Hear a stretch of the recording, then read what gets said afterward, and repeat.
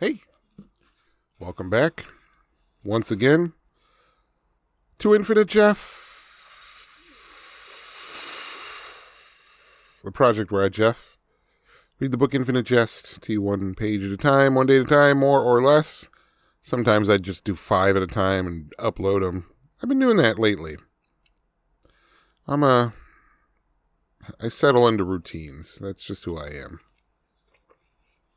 Creature of habit.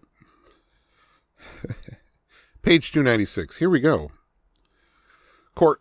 A sense of a presence in the sky. The crowd-sourced congregational. The stadium-shaking climax as the ball climbed and inscribed a cathedron arch, seeming to take forever to fall.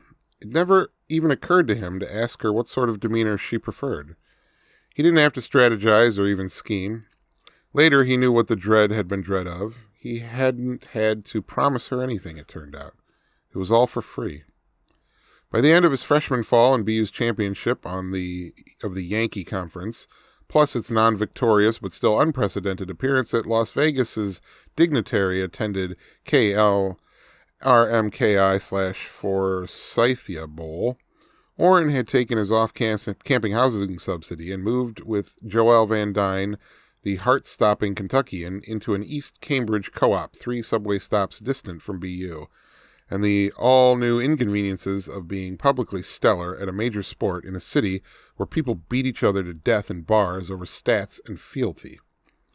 Joel had done the midnight Thanksgiving dinner at ETA and survived Avril, and then Oren spent his first Xmas ever away from home, flying to Paducah and then driving a rented 4-wheel drive to Kudzu Hung Shiny Prize, Kentucky, to drink toddies under a little white reusable Xmas tree with all red balls with Joelle and her mother and personal daddy and his loyal pointers, getting a storm cellar tour of Joe Lon's incredible Pyrex collection of every solution in the known world that can turn blue litmus paper red, little red rectangles floating in the flasks for proof, Oren nodding a lot and trying incredibly hard, and Joel saying that Mr. Van D's not once smiling at him was just his way. That was all. The way his own mom's had her way, Joel had trouble with.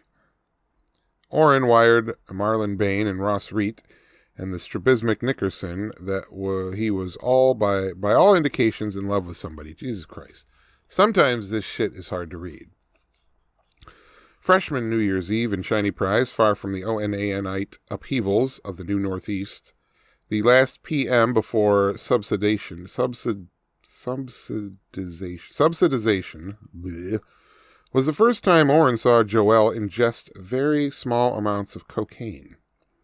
Oren had exited his own substance phase about the time he discovered sex, plus, of course, the N/ONANCAA urine considerations, and he declined it, the cocaine, but not in a judgmental or killjoy way, and found he liked being with his pea-goat straight while she ingested.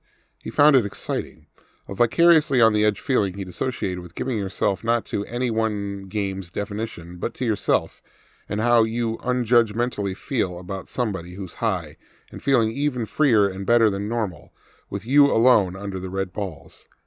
They were a natural match here. Her ingestion then was recreational, and he not only didn't mind, but never made a show of not minding. Nor she that he abstained. The whole substance issue was natural and kind of free. Another reason they seemed star-fated was that Joelle had in her sophomore year decided to concentrate in film/cartridge academically. At BU, either film cartridge theory or film cartridge production. Or maybe both. The pea-goat was a film fanatic, though her...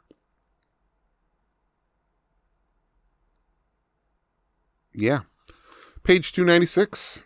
Oh, it's the beginning of Joel Van Dyne's coke habit. Of course, if you flash back a couple of dozen pages or so, you remember the scene where she was at the party in the bathroom trying to OD on crack. So, this is a book.